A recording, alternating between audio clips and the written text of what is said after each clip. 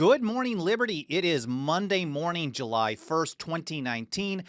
My name is Michael Bolden, broadcasting to you live from my home office and studio here in downtown Los Angeles for the 10th Amendment Center. We multicast through our channels over at YouTube, Facebook, Periscope, DLive, Twitch, and we have archives over at 10thamendmentcenter.com/goodmorningliberty. You'll find archive versions over at BitChute, of course, our podcast, iTunes, Google Play, Spotify, and elsewhere. I really appreciate you spending a little time with me today. I hope you had an awesome weekend. I took almost the entire weekend off, only worked about 2-3 hours, which has been unusual for me lately. I'm usually working about 6 days a week these days, but it was nice to get a little rest. And I'm going to, just as a quick heads up, I'm going to be taking 2 days off of the show for Independence Day. I will not do a show this Wednesday or Friday, so this is going to be the only show this week, and then I'll be back to our regular Monday, Wednesday, Friday, 9:30 a.m. Pacific time broadcast next week after the Independence Day holiday is over. And as you notice, if you're watching the video, I'm wearing this pretty cool Declaration of Independence t-shirt. If you want to pick one of those up, it's over at shop.10thamendmentcenter.com. And so let's get into the show. Today's show, we are talking about facial recognition. For those of you who've been following the show for a while, you know that this subject comes up pretty regularly, whether we're talking about Amazon pushing facial recognition technology onto local police departments, or the plan to ramp it up at the airports to basically everybody and to expand it elsewhere. Today, we're just going to do a status update so you guys know what's happening, and I hope get ideas for how you can stop this mass surveillance technology in your own area. It is impossible to use facial recognition surveillance while following the notion of a warrant based on probable cause, that political maxim, that legal maxim that is in the federal Constitution and often replicated in the state constitutions. For example, in the Massachusetts, Michigan, and California state constitutions, it's almost the same thing, that they can't just do mass warrantless surveillance. So we're going to talk about efforts on the city, the local level, to stop facial recognition, now passed in 2 localities, and efforts pending in 2.5 more. Plus, we have efforts moving forward on a state level in 2 states, and even one company who provides this technology saying, we don't want to get into that at all. It is not reliable. And I'll get into that a little bit more in a bit. I do want to say hi to everyone out in the live chat. I appreciate everyone joining me. Bob Brewer, Frank I, Bubba Hotap, Alan Mosley with the Gold Standard Podcast. He's doing a show on Wednesday, of course. He's more patriotic than me. Larry Clark, Justin Bayola, Dan Reed over on Facebook, and everybody else. I appreciate you joining me in. Hi to Sean Coomer as well, Tyler B., Justin Bayola, and I'm sure I'm repeating people or skipping people. Thank you all for spending a little time with me on this episode. I really appreciate it. Happy pre-secession week, or happy secession week, Independence Day, whatever you want to go with. We like them all here. So let's get into the reports that I want to cover today. Again, all of the links that I'll be mentioning, or they should be, I'll have overlisted in the show notes over at 10thamendmentcenter.com/Good Morning Liberty. First of all, just last week, Thursday night, late Thursday night, the Somerville City Council, this is I guess it's a suburb of Boston, small town in the Boston metro area. Somerville City Council voted to do a complete ban on government use of facial recognition. So we published this late Thursday night, June 27th.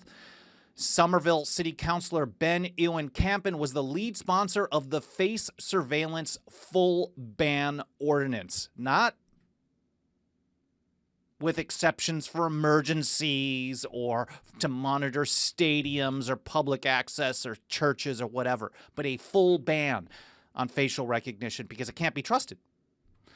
9 of the 11 Somerville City Councilors sponsored the legislation, and it was approved by an 11-0 vote. 11-0.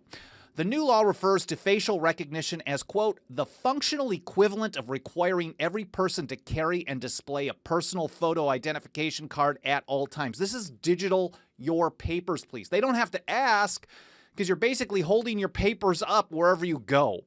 And if we think about the idea of person's houses, papers, and effects being protected against unreasonable searches and seizures, and unreasonable means without a warrant based on probable cause describing the person, place, or thing to be searched or seized. They are searching your face, scanning it, and then storing it in a database, seizing it. So this is, it couldn't be more personal than your face, than your person in and of itself. So it forbids any department, agency, bureau, and or subordinate division of the city of Somerville from using facial recognition software in public spaces. And in addition to the ban, the ordinance outlaws use of data or evidence produced by facial recognition software systems in criminal investigations or legal proceedings. If you've watched episodes that I've done on other technologies, other surveillance technologies, most specifically automated license plate readers, I covered how 200 law enforcement agencies, this is just through FOIA requests on 200 law enforcement agencies. I think this came from EFF and Muckrock publication, and EFF is Electronic Frontier Foundation. They got FOIA requests on 200 police agencies over a 2-year period, and then they had done 2.5 billion license plate reader scans, tracking where people go just for the crime, and I put crime in quotes, of course, of driving. So this was a big deal. They share all this information. When they collect it in Somerville, Boston, or Somerville, Massachusetts, the police in Honolulu, Hawaii, Seattle, Washington, Austin, Texas, Racine, Wisconsin, Boise, Idaho, they all have access to this because they share the data through fusion centers and something post 9/11 through the Patriot Act called ISE. This is Information Sharing Environment. This is a collection of resources, basically, that the federal government ensures that all law enforcement at every level is sharing data with everybody.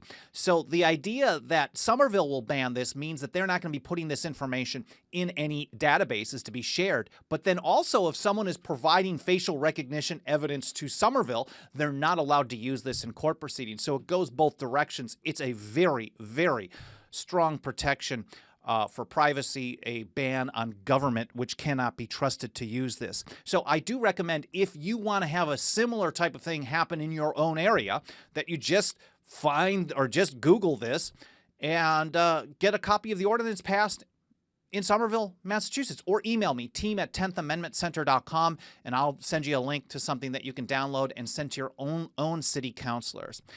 So they were not the first one. They're number 2 in the country. This is very early. We know that this stuff is being run in trial runs. Trial run to me means they're just implementing it to get people used to it, and it's going to expand. It's already out in Orlando, Detroit, Chicago, New York City, D.C., and a few other cities, and probably expanding far beyond anything that I'm even aware of, even though I'm looking into it regularly. Like, I just found out about some things happening in Detroit, which I'm going to cover in a little bit. But they're the second city that has actually taken this action. Last month, well, 2 months ago now that we're in July, in May, San Francisco, the Board of Supervisors passed an ordinance. This is a report from Mike Meharry. Passed an ordinance that bans the use of facial recognition technology in the city and sets the stage to limit the acquisition and use of spy gear by law enforcement and other city agencies. This is broader than the Somerville ordinance. It actually not only bans facial recognition, but also bans the unlimited acquisition of any type of surveillance gear without public oversight, public input, and an approval by the city council or the board of supervisors. That doesn't mean that the board is any good there on most things. In fact, they're probably pretty awful, but at least creates a layer that between the federal government and the localities, because most of this technology that the local governments are using are provided for directly by the Department of Homeland Security or the Department of Justice, or they're given grant money through the JAG program, the DHS policing program, all these different federal programs that are handing out money to these local law enforcement agencies or asset forfeiture to buy this stuff. So this was a very positive development in San Francisco. Here's from the ordinance itself. Quote, notwithstanding the provisions of Chapter 19B, some legalese, it shall be unlawful for any department to obtain, retain, access, or use any face recognition technology or any information obtained from face recognition technology, like they passed in Somerville. Not only are they banned from actually using the technology, retaining any data from the technology, but they're not allowed to use any information shared from other localities. So, for example, maybe Oakland wants to use facial recognition, or Marin County wants to use facial recognition. It'd be very easy to do a data sharing agreement with San Francisco, which there's tons of them, obviously through information sharing environment, or the feds want to pass off the FBI next-gen database or the TSA database that they're building and expanding every single day. But they won't be allowed to do this. They aren't allowed. And this passed in San Francisco by an 8-1 vote. So easy peasy. I mean, it's taken I should take that back. It is not easy peasy to pass any of this stuff. It is very difficult. It takes a lot of grassroots work. In the Bay Area, there has been a long effort from groups like Oakland Privacy to push forward with this type of thing, to build the coalitions necessary to get this type of thing passed because it is seen as popular. Now, that doesn't mean the politicians are good. They're probably awful, but they are easily blowing with the wind, and if the wind says stop facial recognition, they'll gladly do it. If you get the rare situation where you have a politician with principles, which almost never happens, you may have a politician with principles who's a bad guy with principles, and that means they won't care what the political winds are saying. So the ones with no backbone, those are the best ones to work with, either the good guys, which are almost none, or the ones with no backbone who are willing to change on a dime no matter what, as long as a political poll says something. Those are the easy ones to push around, because if you can build enough support for something, they'll do almost anything that you want. So maybe that's what's happening in Somerville and San Francisco. I'm not 100% sure. I did mention Oakland, and there's actually going to be a similar measure on the Oakland City Council coming up for a vote on July 16th. So Oakland could be number 3 or number 4. And here it is from govtech.com. An ordinance barring the city from using facial recognition technology, widely criticized for its impact on civil rights, will be up for a vote by the City Council on July 16th. The ordinance is likely to pass since the council's Public Safety Committee voted unanimously Tuesday. So this would have been, I guess, late last week, to put it on the consent calendar for July 16th, along with other items considered so routine they're typically approved in one motion. Generally, when the Public Safety Committee passes something in Oakland, it passes. It's rare that it gets watered down. It's rare that they stop it. And the fact that it passed unanimously, that does not mean that if you live in Oakland, you should just turn a blind eye and wait for this to happen. It is important for you to call your city council member and ask them to vote yes on the ban on facial recognition technology.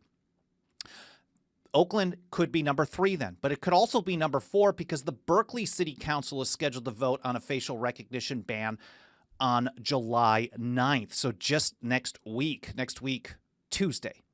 So next week, Tuesday, and then the following Tuesday, 2 weeks in a row, we could see most of the Bay Area banning facial recognition. While they've got a lot of problems in other areas of government, this would be extremely positive, and I think in a way, a little embarrassing to some of the more red state areas who are wondering, well, why are they doing it and we're not? So if you live in Dallas, Texas, or Fort Worth, or Omaha, Nebraska, or Kearney, Nebraska, or Lawrence, Kansas, or wherever you live, it is incumbent upon you to take steps to push this forward. This is only happening in these cities because there has been a very aggressive effort by groups like Oakland Privacy, Media Alliance, and many others. We are signed on here at the 10th Amendment Center with the coalition to support this as well in Northern California. We hope to get something pushed and presented here in the city of Los Angeles. I don't know if it's going to go anywhere, but we're definitely going to work on that as well. So it does take individual activism to get the job done. So we'll see what happens in Oakland and Berkeley, and of course, keep you guys updated on what's happening. Next up, I think is very interesting, is the largest police body cam manufacturer just last week. They're banning facial recognition surveillance tools from all their body cams. This is a company called Axon, and the report comes from gizmodo.com. Again, links are in the show notes over at 10thamendmentcenter.com/goodmorningliberty. And here's the report from Patrick Howell O'Neill. Axon, America's biggest police body camera manufacturer, is currently banning the use of face recognition technology in its products after its independent ethics board said Thursday that the technology is not yet reliable enough to justify its use on body-worn cameras due to, quote, unequal and unreliable performance across races, ethnicities, genders, and other identity groups. I take this as kind of one step forward, one step back, or two step. I don't know how many steps in what direction. I am not totally happy about. Short version, I'm happy that the number one police body cam company manufacturer is not going to be providing more surveillance tools. Although the body cams in and of themselves are surveillance tools, I've never been in favor. I know a lot of people that we work with, both on the right and on the left, and libertarians, they like the idea of holding police accountable. And I don't know if you can hold police accountable truly as long as they are continually being tasked with enforcing thousands and thousands of laws that shouldn't be on the books. So the solution this is more of a Band-Aid, is adding a body cam. Because my view is that as long as the police are still enforcing stuff they shouldn't be enforcing. They're doing asset forfeiture, drug war, gun confiscations, gun control, mass surveillance, all kinds of bad stuff. We don't want this in the first place, and putting a camera on them isn't actually stopping those. It is a false sense of security. It's basically like the TSA. This is security theater. This is accountability theater, because a body camera on everybody is going to be used for surveillance. This is something that I've mentioned probably 3-4 years ago. I've heard other friends in this effort say similar things, and here we see it happening. They're going to add facial recognition. So you can do a full scan, store people in a database, and build the surveillance databases for use. I don't know how they're going to use it in the future, but it can't be good. I also don't like the idea. So I'm glad that this is being stopped, at least from Axon. They're the tops. They have body cameras sold to 17,000 law enforcement agencies in over 100 countries. So that's a huge deal. But the problem is the reason for it, and I think the reason that they give for it opens it up to guarantee that it's going to be around in their products and in law enforcement agencies in the future, because they're just saying that the technology isn't reliable enough. And if you've watched some of my or listened to some of my shows on facial recognition, I'm not a fan. I actually oppose this argument, because if you're only saying that we oppose it because it does a bad job on persons of color, and it does, and it is disproportionately wrong when it comes to people of color. If you have too much melanin in your skin, you're going to be, it's driving while black, but with facial recognition. It's a disgusting error. But once they fix it, then all you're talking about is equal mass unconstitutional illegal surveillance for everybody. It's still not good. And certainly when you want equality in liberty, not equality in government control. So I think what they're doing is they're having to acknowledge how bad it is, how unequal and unreliable it is across various races. And here, that's even from their quote, their statement. Unequal and unreliable performance across races, ethnicities, genders, and other identity groups. Well, what happens if that's your only opposition to it, your only reason to oppose it? In 10 years, probably far less, we're going to hear them, oh, we've got this solved. Now we can prove through data testing that we've improved the facial recognition technology in so many places and to such a level that there is no more inequality. There is no more targeting of people based on race or gender or whatever else. So it's now safe. But that's not the argument. The problem is the fact that it exists, that government is using a mass surveillance tool once again without warrant, based on probable cause, and it's a real problem. So, I mean, this is positive, but it needs to be banned anyways. And here in California, of all places, there's an effort to ban facial recognition from body cameras on police. And it's not just an effort that's been introduced. It's not just a simple, this is one step away from the governor's desk. And I think with all his flaws, old Gavin will probably sign this thing if it gets to him. So there's just going to be too much pressure from far too many groups that come from the Democrat and left end of the spectrum here in California that have been pushing for this ban. AB 1215 from Assemblymember Philip Ting was introduced in February 21st. It fully bans any biometric scanners or facial recognition from police body cams. It already passed out of the Assembly by a vote of 45-17. It went through the committee process in the state Senate. It's passed through all the committees it needed to out of the state Senate, and it is actually on the schedule today for a third and final vote. Whether they'll get to it today or not, or maybe next week, is another story. But by the time you're watching this, this could have passed the state Senate and be off to the governor's desk for final approval. Now, interestingly enough, all the Republicans, which aren't many, seem to be opposed to this in California, which to me is disgusting. So again, it passed 7-2 out of the Senate committee in early June. The Assembly passed it 45-17. Only one Republican voted in favor. Only one Republican. 13 voted against and 6 chose not to vote. The 2 Republicans in the Senate committee voted against it. Republicans, what the hell is wrong with you? I mean, if there's any place where you can stand on constitutional principles, both state and federal, it's in California. It's not like you've got a winning team here in any respect. So you might as well just be strong on principles and show people how to do things right. Don't vote against something that limits mass surveillance because you're so in love with police that you can't do anything right, that everything gets thrown out the window. That's just a little rant. But here's Philip Ting talking about the bill, which I think the guy sounds pretty amazing on this particular issue. He says this, quote, "Without my bill, face recognition technology can subject law-abiding citizens to perpetual police lineups, as their every movement is tracked without consent. Its use, if left unchecked, undermines public trust in government institutions and unduly intrudes on one's constitutional right to privacy. AB 1215 is an important civil rights measure that will prevent exploitation of vulnerable communities." I'm going to say 3 issues with this. I like the first part. Without my bill, this is going to subject law-abiding citizens to perpetual police lineups and as their every movement is tracked without consent. Done. I wish that was the end of his statement. It's almost like he wants people to trust government institutions. I think this is an example of how we shouldn't trust government institutions. And it does intrude on one's right to privacy. It isn't a constitutional right. And the vulnerable community is the individual. This is definitely exploiting vulnerable communities. So this is a positive effort in California. We'll see what happens on that in the next few days to weeks. AB 1215. Over in Detroit, I was mentioning Detroit earlier in the show. I know that they have facial recognition all over the place, supposedly a pilot program.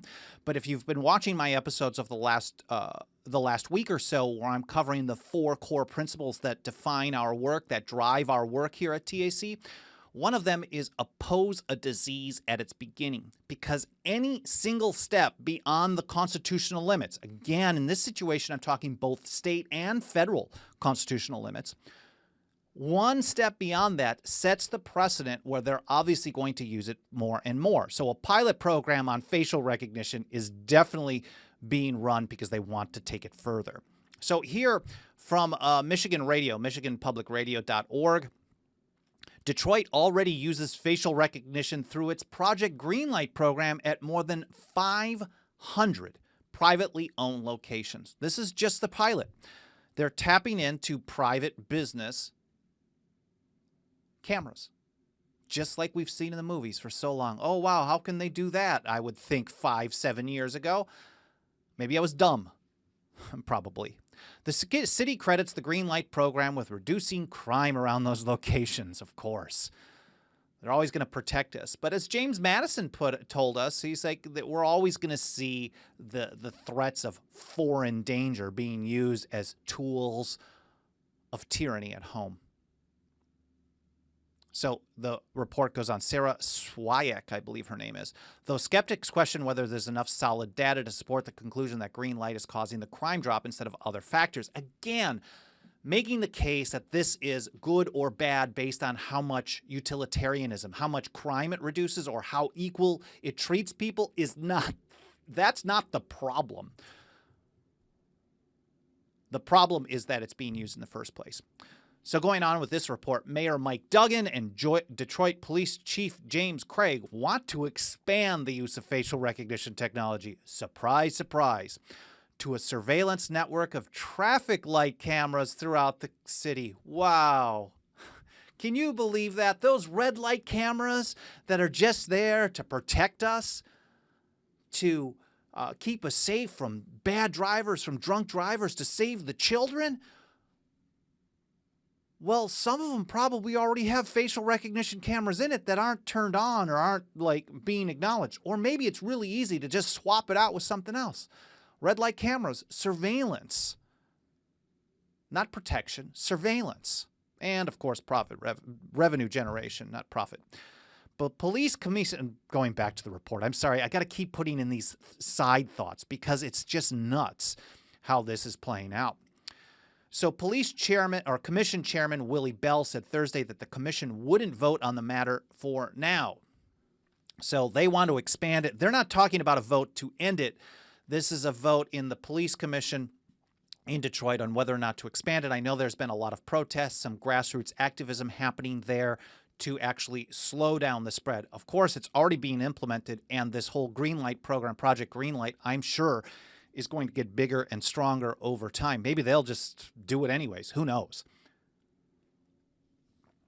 But if that effort fails, or even if it succeeds, there's an effort, there's a bill that was just filed in May in the Michigan State Senate, Senate Bill 342, that would help take care of this. Senator Peter Lucido is a Republican, introduced Senate Bill 342 on May 22nd. This is a report from Mike Meharry late in May. The legislation, he writes, would prohibit law enforcement officials from obtaining, accessing, or using any facial recognition technology, along with any information gathered from such technology. Any information, Mike writes, obtained in violation of the law would be inadmissible in court, as if the evidence, arrest warrant, or search warrant was obtained in violation of Amendment 4 of the Constitution of the United States and Section 11 of Article 1 of the State Constitution of 1963. I love that Senator Lucido put the state constitution in this legislation as well, because it's important to look to that as well.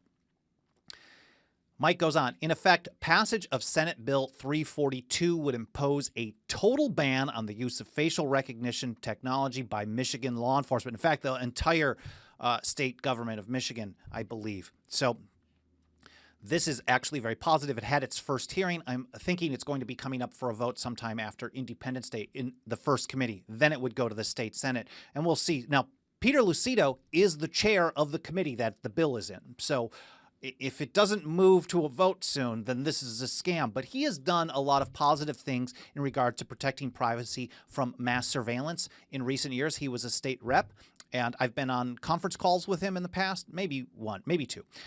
But he's done some positive things, at least on surveillance. I don't know his record on other stuff, but this is a very good bill in Michigan. So again, we're talking about two cities have already banned facial recognition surveillance. Two cities have banned facial recognition surveillance. That's San Francisco and also Somerville, a suburb of Boston. Then we have efforts in Oakland and Berkeley that will be on July 16th and probably July 9th. Berkeley, I think, is a little bit more in flux on the voting date, but scheduled votes to fully ban facial recognition in those two cities coming soon as well in the next few weeks. We also have an effort to ban facial recognition technology from police body cams. In California, AB 1215, we're up for a final vote to send the bill to the governor. And then Senator Peter Lucido just introduced Senate Bill 342 in Michigan. Now, I think if you support this type of effort, you should, on the state level, you should take Lucido's bill. You can get the link to the report in the show notes and just click, let me pull the video up here, just click SB 342 and this will pull up the bill and send this over to your state rep and state senator, even if they're not in session, which is the case for most states, and ask them to introduce this for the 2020 legislative session. Just do it. Just send an email. And then when you don't hear anything or you get some garbage response, give them a phone call to follow up. Hey, I want to make sure you really got this. And just keep doing that until you get a firm yes or no instead of some political grandstanding garbage, which is what most politicians do. So ask them to do that. And then also look at either the Somerville or the San Francisco ordinance and pass that along to your city councilor. or to your county commissioner, whatever is the form of government that you have access to in your area, and ask them to ban it. Now, you don't have to be a fan of your local politician or your state politician to ask them to do something. And in fact, if you were going to do that on a federal level, I would tell you not to waste your time, because the odds of a federal politician ever listening to you and doing what you ask are almost zero. They're so low that it's almost that is basically pointless. I would say, forget that the 202 area code exists when it comes to political activism, because it is worthless. That doesn't mean that the local politicians are any better, but because their geographic impact is so much smaller, the odds of them actually responding to pressure from local activists is much higher. There's no guarantee, but if San Francisco, which we know the Board of Commissioners, or whatever they are called there, Board of Supervisors in San Francisco, we know these aren't liberty lovers. They are not Constitution lovers. And if they can be pushed to do this, if Oakland City Council, Berkeley City Council, Somerville, if they can be pushed to do this, I think if you have one or two, maybe like in League City, Texas, or Herndon, Kansas, some smaller town, you are bound to have some person that is willing to sit down and talk to you or take a phone call from you. And then when you explain to them you do not like warrantless surveillance, they are bound to say, you know what, I'll at least consider this. Find someone to introduce it. When you get that type of response, email us over at team@10thamendmentcenter.com so we can alert other people and build on this movement. And I think that's really what it takes. Looking over at the live chat, Suzanne Sperry, absolutely right. And I think, Suzanne, you have been opposed to the traffic cams for quite a while. Traffic cam spying used for profiling? You don't say. And I dropped the ball on red light cameras for a number of years. And I think it's the facial recognition and the license plate readers and the Stingray devices, the cell site simulators that are really kind of helping me connect the dot. I've had a lot of people say, Bolden, you guys really got to stop these red light cameras. And I just wasn't connecting the dots. And I was basically saying, this has got to just be a local issue. I hate government at all levels, and I know they're ripping people off with these things, but I wasn't seeing how it was a surveillance tool like I do now. But we're going to play catch up on that, and definitely with you on ending those things for sure as well. Larry Clark as well. I don't trust in government institutions at any level. Andrew Nappy, hey buddy, how's it going? Pentagon already has laser heartbeat readers for ID. That's insane. Sean Coomer says never trust a government institution. That is absolutely consistent. Man, we have got the best live chats ever. Bill Stannard over on Facebook says government will always protect its own thugs. Suzanne calls me out. Thanks for allowing your face to be all over the interwebs, taking one for the Liberty team. Yeah, we're all in the Facebook and Instagram database, and they're definitely sharing these with the government as well. So it's at so many different levels. Women on the Wall say the school safety legislation impacting what's going on in schools need to be looked into. I'm not familiar with that. If you want to post a link to that Women on the Wall, or email us, team@10thamendmentcenter.com, that would be awesome. And Austrian Watchman, right after I watched one of your live streams, I was in my car, looked to the left of me, and I was staring right at one of those cameras on top of the police car. Oh, you're in Los Angeles or Louisiana? Because I'm in LA, and we definitely see those things all over the place. And I think he or she is talking about the license plate readers, which they mount on vehicles. They put on red light cameras. They can put them on drones. They put them on tripods. I've seen them in, for example, like Marina Del Rey, which is a suburb, into a public parking space, privately owned. And Nappy says, you haven't dropped the ball as much as the Florida Senate. Well, thank you. That is a pretty low bar. Bob Brewer says, are cameras going to be everywhere on cameras? Are they there now? I think they are all over the place. The question is whether or not they're going to be using these for surveillance. I mean, private companies wanting to use it to protect their property is one thing, but when it becomes a constant scan, Santa Clarita for Austrian Watchman. Oh, okay, that's interesting. Cool. Okay, maybe I'll see you out at a local event one of these days. That would be awesome. I'm in downtown Los Angeles. So really interesting stuff in the live chat. I appreciate everyone's feedback. I'll catch up on this after I'm done with the show here. Take a look and reply to as many as possible. If you like what we're doing here, again, smash that like button, subscribe, get bell notifications if you're on YouTube. Of course, subscribe to our podcast edition, leave some reviews, comments, all that stuff, all the platforms that we broadcast on. They are all very easily triggered. That means every free action tells the algorithm that someone likes it and that it's more likely to show the program to more people. So please continue doing that. I appreciate everyone being here. I appreciate all the support and all the new members. We had a lot of new members come in this last month. I really should start thanking people by name, or at least first name, because I'm not going to dox anybody at all. But I really want to say thank you to everyone who signed up over at 10thamendmentcenter.com/members. When I started this organization back in June of 2006, by registering a domain name and starting to blog some months later, my goal was really just to reach one or two people with the idea that the Constitution is the line in the sand and that every administration in Washington, D.C., and every Congress has had no respect for it. You can't rely on any of them. And I was hoping just to reach a few people with that. And now we're reaching far, far more than I ever dreamed possible.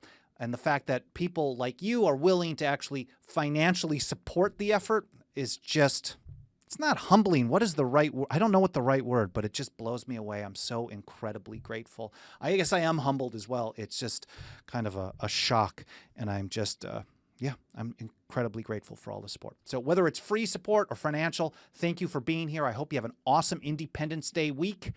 Happy Secession Week, and I'll see you next week, Monday, Wednesday, Friday, 9:30 a.m. Pacific time here at Good Morning Liberty. Have a great day.